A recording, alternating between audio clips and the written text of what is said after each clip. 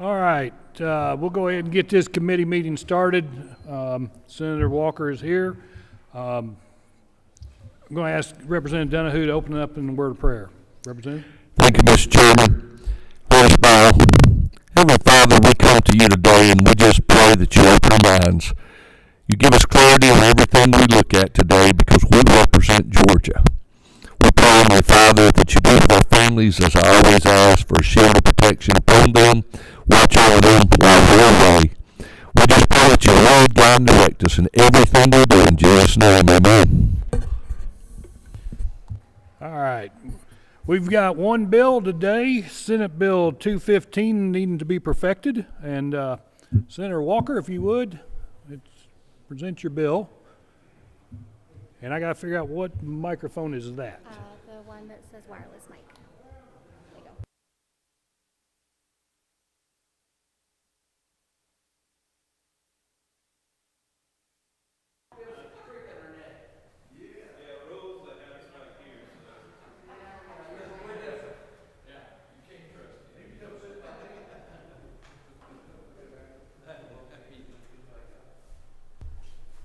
All right. Thank you, Mr. Chairman and committee. The nursing homes have been struggling really for years with workforce challenges, and the pandemic made that even more intense.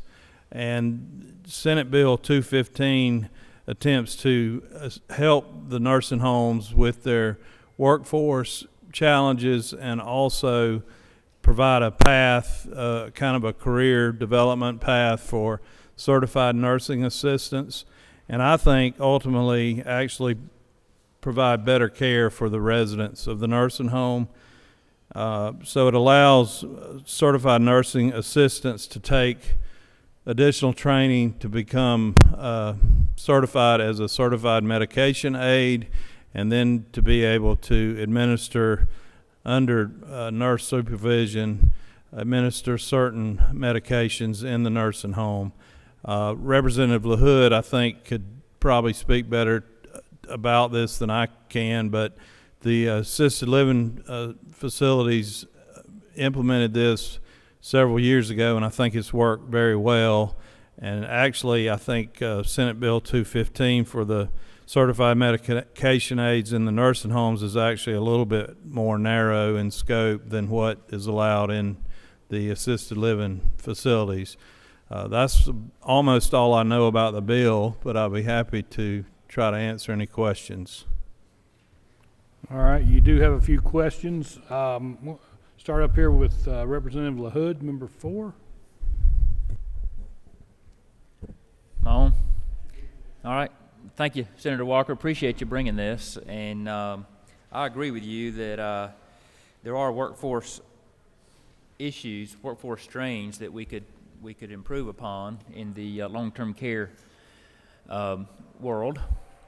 And just a little background on certified medication aides, which is what this bill is about. The nursing homes are asking in this bill to for the permission to employ certified medication aides to administer medications, where they're currently not able to. Currently, they use licensed nurses to do that. And between 10 and 12 years ago, this legislature created a designation, a new licensure level called assisted living communities, where before that there were personal care homes and then there were skilled nursing facilities and no in between. Assisted living communities were created to be that in between. And when that licensure was created, also a status was given to certified medication aides. And those medication aides were created specifically for assisted living communities. Well, a prerequisite to being a certified medication aide, I'm going to start saying CMA, the prerequisite is to first be a certified nursing assistant, CNA. Well, fast forward to where we are today, and you made a great point about there being workforce strains. We just can't find enough CNAs. There's not enough of them out there to fill the need. And there's multiple reasons for it. The pandemic's one. We've had a lot that have left the left the field because they just didn't want to work in what they considered to be a hazardous environment. Technical colleges are not teaching the CNA course in volumes like they used to. In other words, a person couldn't go enroll in a CNA course at a technical school. They would have to enroll in like an LPN program, and the CNA course would be a small part of that program. A skilled nursing provider, which is the provider group who introduced this bill, they have the ability to hire an instructor in-house and do all the training for CNAs in-house, including the book work and the clinical, the practicum training, which I believe is 24 hours of clinical training that's required. Well, an assisted living provider can hire an instructor to teach the book work, but the clinical or the practical, hands-on training cannot be satisfied in an assisted living setting. It's not allowed. It could be, but it's just not allowed. Other states do it, and where I support the nursing homes and you and helping to relieve the workforce issues they're having, I think CMAs would work, would fill a big need in nursing homes. I do. But the bill, the way it's currently written, is singularly focused, and it would relieve workforce issues in nursing homes, but it would create workforce issues for assisted living providers.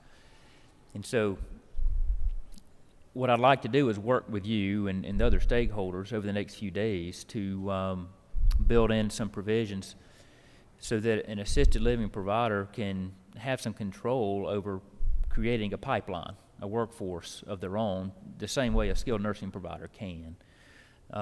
It's kind of a complex issue. If you're not in this field, you might not.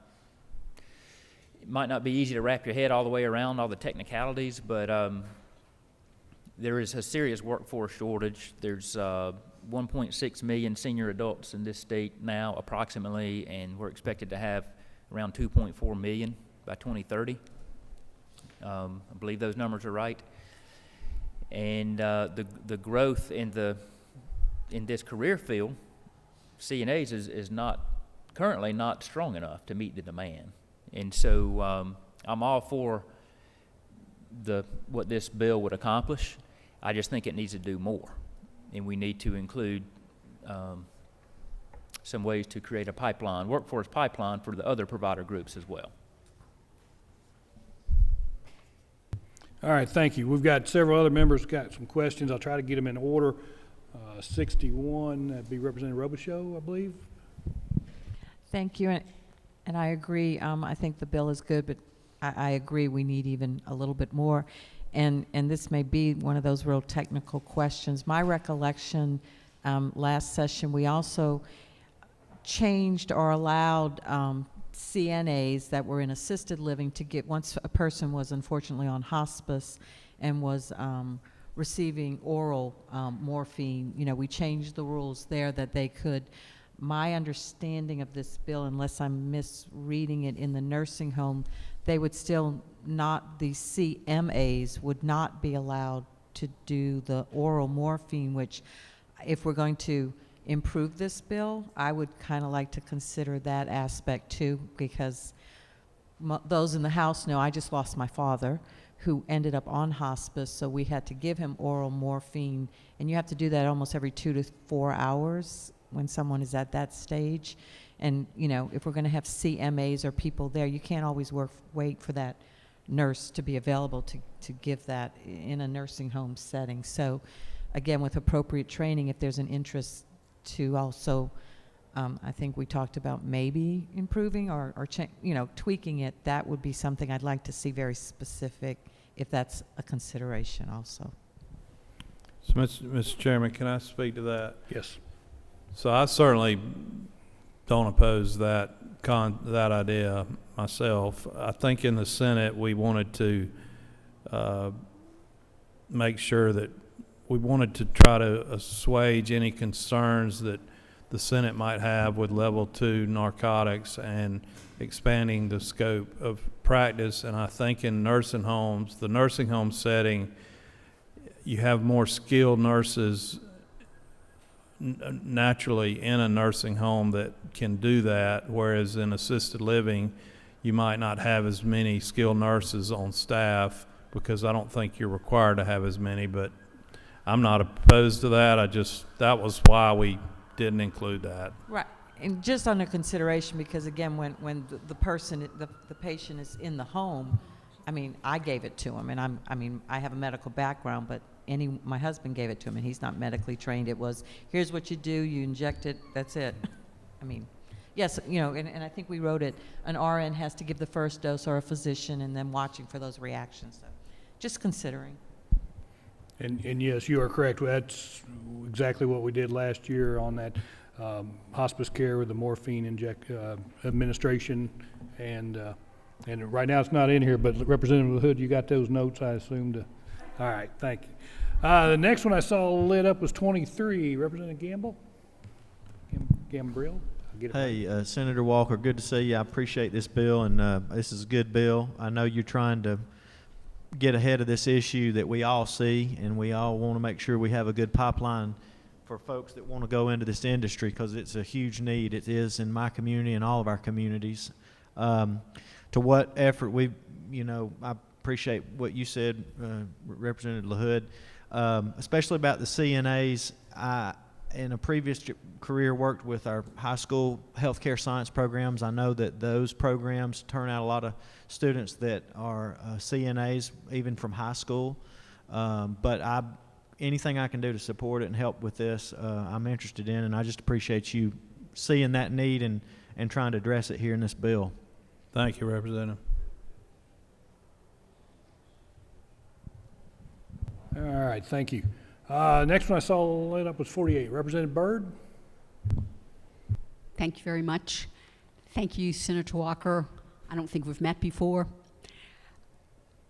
Where does these people get their certification? I mean, how much training do they have? Also, I would certainly be concerned about these types of people with the morphine, et cetera. There seems like there's so many people that are getting a hold of drugs they shouldn't. So this kind of, to me, opens the door as well, but that's just my opinion for now.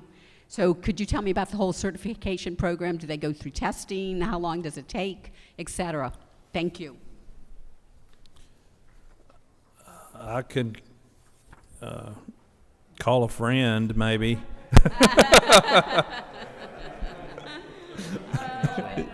Yes. Representative LaHood, would you like to call your phone a friend? All right. Great question, and I live in this world, so I know how this works. A certified medication aide can be trained by a registered nurse or a pharmacist or a physician, but I've never seen a physician teach the class. It's normally an RN or a pharmacist, and it's a certain number of hours of like classroom style training, and then a skills competency review, and then there's also requirements for ongoing training and observations, skills competency checks quarterly and annually. In morphine, the administration of morphine, there's a very narrow window that we created. I actually carried, I think it was House Bill 374 maybe a couple years ago, where we had to clarify what a CMA scope was when it comes to the administration of morphine. And there's a pretty narrow window where a CMA can administer morphine, and it's only to a hospice patient, and it's only when the physician has written very specific orders for when it's to be given. In other words, the CMA shouldn't use their discernment on when to give it. They just follow a doctor's order. And a hospice nurse, a trained hospice nurse, must give the first dose of morphine, because morphine given to a hospice patient is usually the first dose is the beginning of the end. It's comfort measures to relieve respiratory distress and pain as a person is transitioning, into life. May I have a follow-up, please? Yes, I certainly agree with Representative Robichaux. My dad was the same and took care of him at my home at 97. So if I remember correctly, someone that goes to cosmetology school has to take, incredible amount of hours to be able to do your nails and your hair and et cetera. And EMT probably not nearly as long. So for someone like this, is it a couple of years? Is it a long year? Just really curious about their education. Right. Well, a prerequisite to becoming a medication aide would be a certified nursing assistant, which really doesn't necessarily make them a better medication aide, but that's just how the program was created.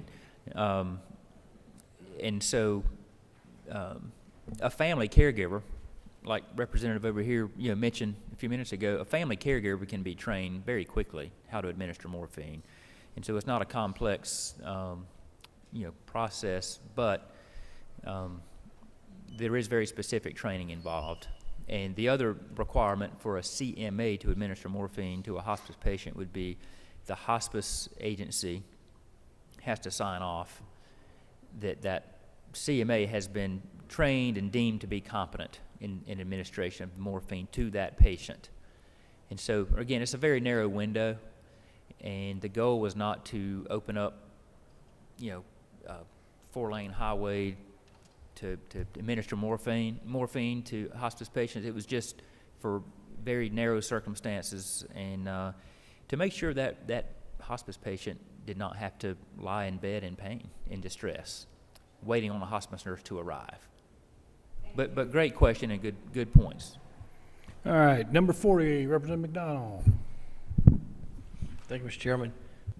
This might be a phone a friend question too, but it's kind of off Representative Byrd and Gambill's comments.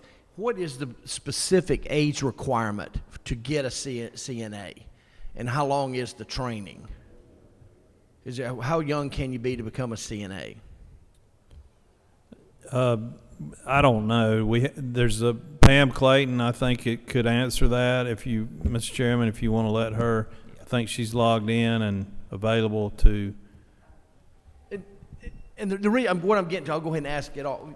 You're talking about the tech schools and how they've kind of suppressed teaching CNA, but then Representative Gambill talked about what they're doing in the high schools, and it looks like if we could get into the K-12 teaching this more in the high schools and getting a great curriculum around the state.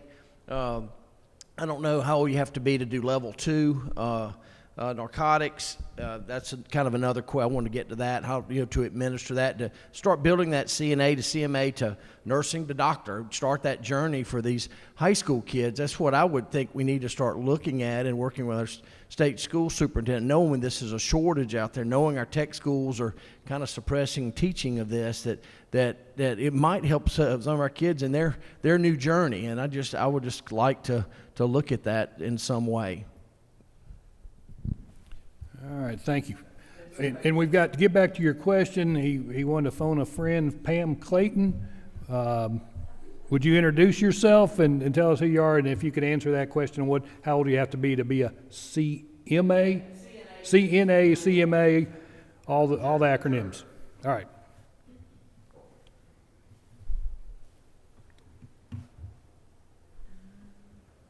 Computer audio. Affairs, working with the skilled nursing providers and for assisted living across the state of Georgia. So we appreciate the opportunity to be with you today virtually, and certainly appreciate the intent behind this legislation. It is definitely needed.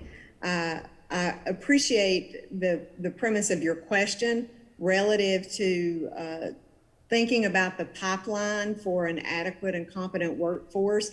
And I really strongly believe that the college and career academies in the high school setting can be a tremendous area to look at in terms of, leveraging the infrastructure that is there to assist these individuals that want to become CNAs and begin that pathway, maybe even to other roles and professions within the healthcare setting. There are a couple of issues at play you could get the CNA training at 16 and, go through the training and become eligible to take the state certification exam. However, there have been some things in place relative to OSHA and power equipment that in our setting has been a bit of an impediment if anyone is looking at things just absolutely black and white, to hiring anyone before they're 18 because of that power equipment piece relative to OSHA. But they can certainly avail that training before the age of 18. And if an employer is inclined and has within their policies that they can employ that individual or permit them to do clinicals within the skilled nursing or assisted living setting, then they could hire them. So absolutely, the high school setting is a tremendous opportunity for these individuals to begin to explore that healthcare pathway as a potential area of opportunity that would greatly enhance our workforce. Mrs. Clayton, I've had a couple of questions on how many hours of training for a CNA, and I don't know the answer to that. I hope you do. Yes, sir. That's 85 hours, and that there is a requirement for so many classroom and lab hours, and then you have a requirement for clinical hours that have to be conducted under the supervision of instructors that have gone through very specific training. And then, of course, once you meet all of those eligibility requirements, you're then eligible to take that state certification exam and ultimately be placed on the CNA registry. And then once you complete those requirements, you can build on that and pursue the CMA designation, the Certified Medication Aid designation that was developed for the assisted living setting. And there's very specific curriculum that DCH has developed for the Certified Medication Aid program. So 85 hours to become a CNA, and a lot of the duties of a CNA, my understanding are to assist with kind of daily living needs. It's not a skilled nursing occupation at that point. I mean, hopefully it would lead into that with further training, but can you kind of just address what CNAs do? Because I'm getting a lot of questions about CNAs. Sure. Certified Nursing Assistants. Appreciate that, yes. So they are really direct care support for the residents and the patients in settings, across long-term care. They provide what is termed as ADL support, activities of daily living, things like assisting with bathing, dressing, eating, supported ambulation, transfer, that type of thing. Obviously, there's the psychosocial support component that's very important to their role. They are certainly trained to identify changes in conditions such that they would report up to the appropriate persons for intervention.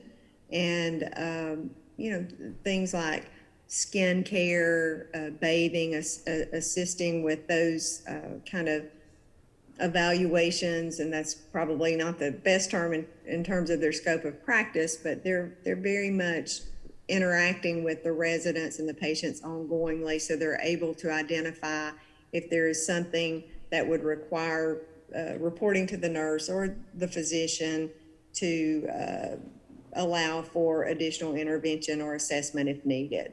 But you are correct in terms of that ADL direct care support, turning, repositioning, things of that nature. Thank you, Ms. Clayton.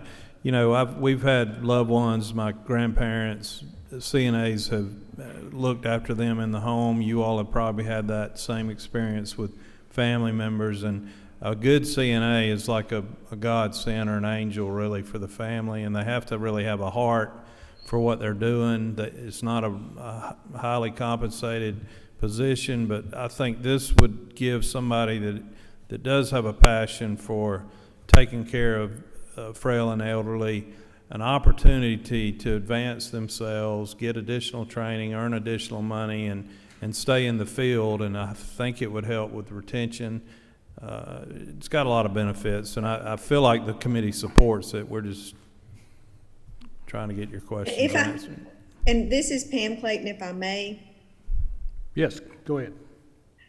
And to your point about retention, I think it's a great opportunity for the, you know, from a career ladder standpoint for the nursing assistants, but from a licensed staff standpoint in our setting, the skilled nursing setting, which is an equally challenging arena, I think by allowing the certified medication aides to take part in the administration of medications, this will allow the licensed staff to be at the bedside, conducting assessment, ensuring that the care plan is implemented per physician and interdisciplinary team recommendation, and really, you know, practicing those skills and that training that they receive in nursing school. And I think that will lend to retention of the licensed staff, which will just help shore up the workforce altogether, and also, I think most importantly, ensure quality of care and outcomes for those residents and patients that we serve. So I think that's also a critical point and thing to know that we're feeling that we can accomplish with this certified medication aid legislation as well. Thank you. All right, thank you. And good to know, Senator, you have at least one friend that's not here, so that's good. Representative McDonald, did that answer your questions? It did. One quick question. The barrier between a 16-year-old and 18-year-old seems to be a piece of power equipment. Well, you think power equipment from this country, well, that's a chainsaw. What would be the power equipment? As many times I've been in a nursing home, the only piece of equipment I've ever worked is making a bed go up and down. So I was kind of wondering what the power equipment was in a nursing home. Well, there's actually several, Yes, sir. but you'd have to go into 1910 Occupational Health Standard and the Steiger Act of 1970 to get all the details, but there's a lot more in there than you think, and even things as simple as OSHA can go into any medical facility and check the tension on the plugs of the outlet. You know, at home where we pull our plugs out all the time, there is actually a resistance measuring device that they have to have so much measurement or resistance before a plug could just fall out, which is natural. If you got somebody hooked up, keeping them alive on that machine, you don't want the plug just falling off. So OSHA actually covers an awful lot of things in there, and anytime you get into electrical work, anything especially over 110, you get into 220, you're going to have a lot of things that 16-year-olds cannot be working around. So, Okay. all right, member 5. Thank you, Mr. Chairman. Chairman Walker, I apologize. I had a committee earlier that I had 2 questions I was asked that I was wanting to make sure they understood the answer, so I stepped out. Let me ask you a question, and we could always do a 50-50 on here for a lifeline, but just to kind of grasp this, and I apologize for stepping out, what would we need to have happen for us to create an employer-based CNA training program? To where would this help come together, and Ms. Clayton or someone else can answer that too. And if I missed it, I apologize. But what would we need to do to create this? I think Representative LaHood touched on this earlier. I believe an RN can teach it, or a physician, but I'll let Representative LaHood answer it, because apparently this nursing homes do this quite a lot, I think. So, thanks. Good question. A CNA program, all the requirements in a CNA program, and I want to remind everybody, we're talking about CNA CMAs, medication aids. This is what the nursing homes are asking to be able to employ. But a CMA first has to be a CNA, and that's the sticking point for me, because a CMA can be trained in a matter of a couple, 2 or 3 days. A CNA takes 85 hours of training and then some additional hands-on clinical training. So it takes, I think the course usually takes about 12 weeks, 3 months. And it's usually a nurse, a licensed nurse, who conducts that training. And the settings this is happening in, the clinical hands-on training is happening. Georgia allows it to happen in skilled nursing facilities, hospitals, maybe other settings, but it cannot happen. It's currently prohibited from happening in an assisted living setting. However, assisted living providers are required to employ CNAs, but the providers have no control over creating a pipeline, a workforce pipeline. So in this whole discussion, assisted living providers are the only provider type who are required to employ people with these credentials, but we have no way to create a pipeline other than working with a third party, like a technical college or a high school work program, which in my business, I hire a lot of CNAs. We can't find enough of them, but a lot of them do come from the high school. A common problem we run into, though, is they're 17 when they get their certification, and they can't work unsupervised until they're 18. And so there's really a breakdown that can be fixed. There's a solution. Other states do it. Other states allow these work-based, employer-based training programs, such as, for example, an assisted living community, to teach and do all the credentialing and prepare that CNA student to take the state exam. That's just not, there's no pathway for that to happen in Georgia right now. But I would like to be able to work with Senator Walker and the other stakeholders, DCH, to figure that out. All right, thank you. Representative McLeod, online, you have a question, I understand. Hopefully you'll come through.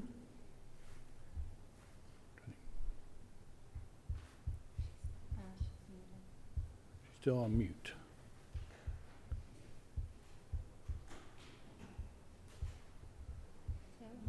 Representative Sorry, McLeod? hold on. I'm sorry. There she Yes, is. I'm here. So one of my questions was in the line of what Representative Byrd was saying, but I also wanted to clarify if there was any liability from because the nurses have a higher threshold for liability. If these CMAs start administering a medication, do they have liability as well? And how is that supposed to work when it comes to liability? So the facility would have liability insurance, and they would be covered under their liability insurance policy as employees of the facility. So we're not talking about CMAs working in people's homes or, you know, with the general public. They're employees of a skilled nursing facility or assisted living facility. And those facilities have liability insurance that covers the owners of the facility and the employees, the officers, directors, all that. So that's the limit of the liabilities under the actual facility itself. Yes, ma'am. Okay, thank you. That is something I know a little bit about. I'm in the insurance business, and I do handle some of these facilities. All right, number So 12. I'm not stupid about everything. Representative Hill, over in the corner. Thank you, Mr. Chairman. Thank you, Senator. Yes, sir. This is more, I guess, for Representative LaHood. My understanding that the medication itself is a pharmacist dispense it, and then the CMA would just deliver it. Is that correct? Am I right on that? That is correct, and thanks for bringing that up. The CMA is required to deliver the medication in the original package that it came from the pharmacy in. And usually what happens is it's in unit dose packages where there's a date, there's a patient name, a date, a time, and the medication listed on the package. And that package is taken, open in the presence of the resident, and administered to them. So thanks, good question. All right, we have a couple people signed up. Mr. Bauer, you're first on the list. You have some, Thank I'm you, sure, Chairman. interesting things for our discussion. If you would introduce yourself and who you are with and all the good stuff. Thank you, Mr. Chairman. I'm Tom Bauer with Leading Age Georgia, and I'll be brief because I think Representative LaHood pretty much summarized our position. We don't have a problem with the underlying bill. We think CMAs ought to be maximized, but we do think we need to address the workforce issues that we have in this industry with more training and more training based at the facilities. We hope that you will take the time. I know this is a hearing only, to work on some of those very valid points before bringing it up for a vote. And one other point just to address, and I think Representative Hill actually got to it in another way, but might address Representative Byrd's concern about opioids and so forth. Senator Walker is exactly right. You're going to have a nurse in a nursing home anyway to doing the morphine, but remember that these are inpatient facilities, and it's very similar to being in a hospital where the doctors make the rounds and prescribe something and get it from the pharmacy at the hospital. So it's not really going to be where you're opening it up for other providers to be administering opioids and things like that. So I hope that helps, but we do hope you'll take the time to continue to work on this so we can get it done this session, but address some of the workforce issues. All right, well, thank you, Mr. Bauer. We don't seem to have any questions for you. We have Beth Case. Is she online? Yes. Okay, online, so let me turn the computer on. Beth?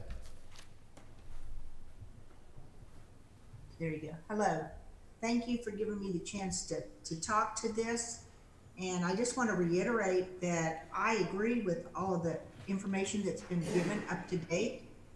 I'm a very strong proponent, having been in this field for 43 years and representing GSLA, that we look at not only solving some of the workforce strains that are in nursing homes, but also look at employer-based programs of certified nursing assistants. Often we do good things, but we get unintended consequences. And one of my direct concerns has been for a while that we can't train certified nursing assistants in an employer-based program in assisted living. And that's the first qualification to be a CMA, and we have a shortage. And that growth in that industry is going to be 8%, which is double the average growth of all occupations over the next 10 years. So it's going to continue to be a struggle. So if we go forth and allow CMAs in nursing homes will probably get a large number of our CMAs from the assisted living we've trained. And because they can have a CNA program, they can train additional CMAs, which we cannot.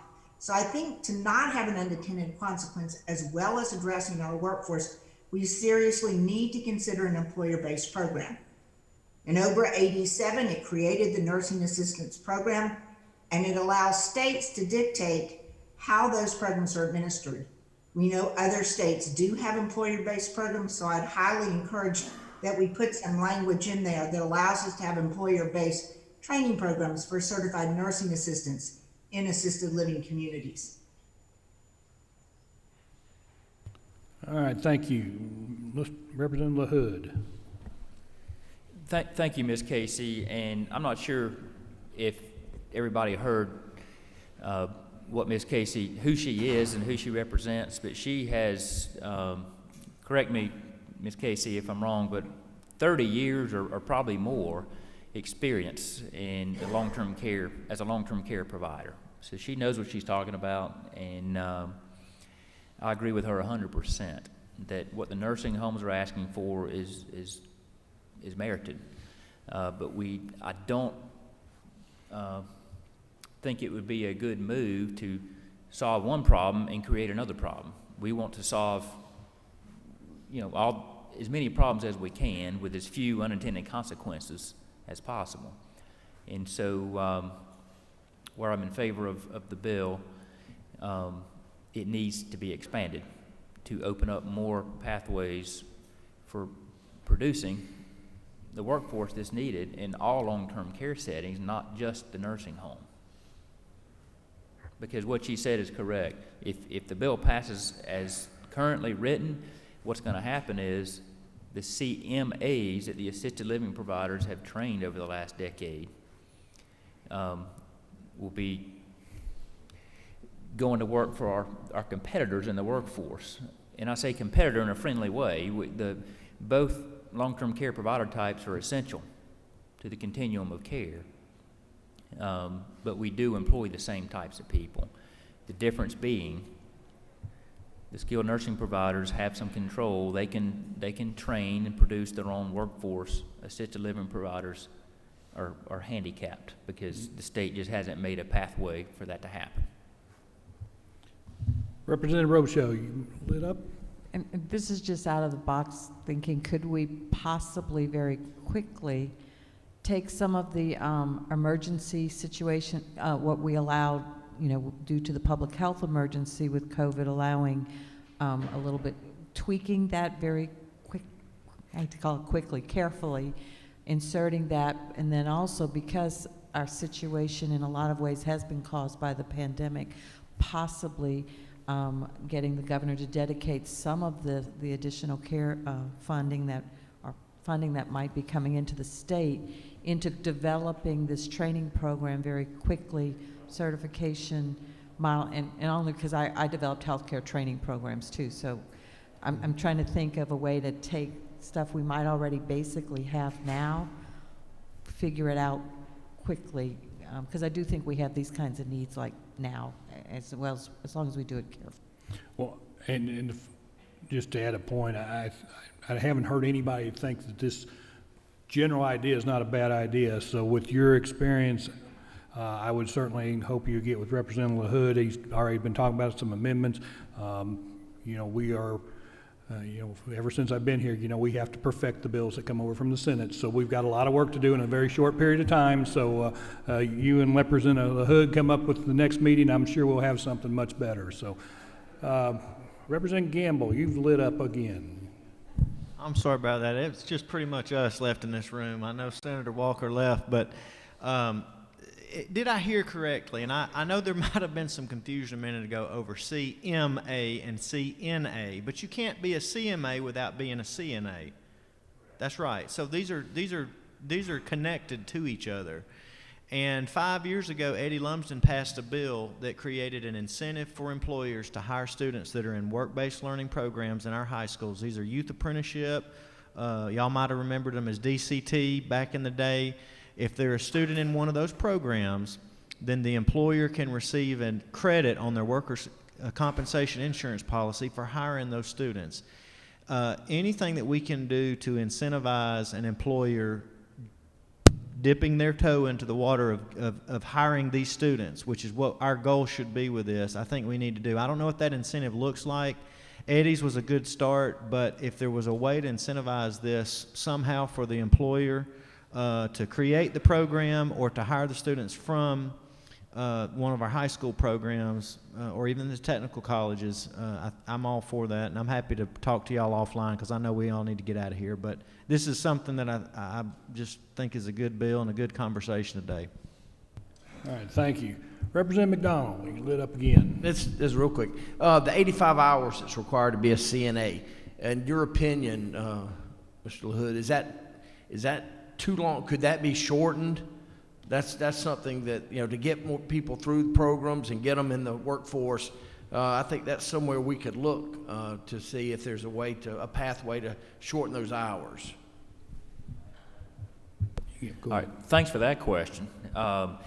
It's my understanding that CMS, which is a federal, program or entity, created the CNA curriculum.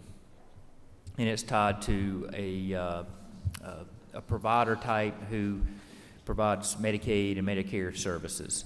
What we could do to expedite and to pump out the workforce is, without having to interfere or tweak a federal program,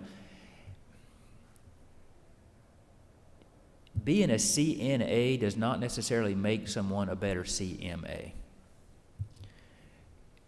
It was created like that a decade or more ago because the state needed a database, a registry, and so CMA was tied to CNA to make it easier to track and to know who's certified. I employ people who are not CNAs to provide care to residents, and they provide excellent care. And they would be an excellent CMA, except there's a roadblock. They'd have to stop what they're doing and go to a 3-month course and then come back. The average CNA, this isn't scientific, I haven't done research on this, but just from my experience, a CNA is most likely going to stay in their job for 6, 12, 18, 24 months, something like that, before they move on to the next thing. The CNA job is a stopping point on the way to the next level on their career path. And so we need a constant pipeline. And so what I want to do is talk to the stakeholders offline about 2 things. One is the potential for dropping the CNA prerequisite to becoming a CMA. That could help a lot, Representative McDonald, in speeding up the process. And or number 2, opening up opportunities for employer-based training so that other provider types, other than skilled nursing homes, can train and prepare a CNA student to sit for the exam. All right, well, thank you. Thank you, everybody. Thank those online. I think it's been very informative. We got work to do to get this one across the finish line if we think that's what we need to do. So this was a hearing only, so meeting is adjourned.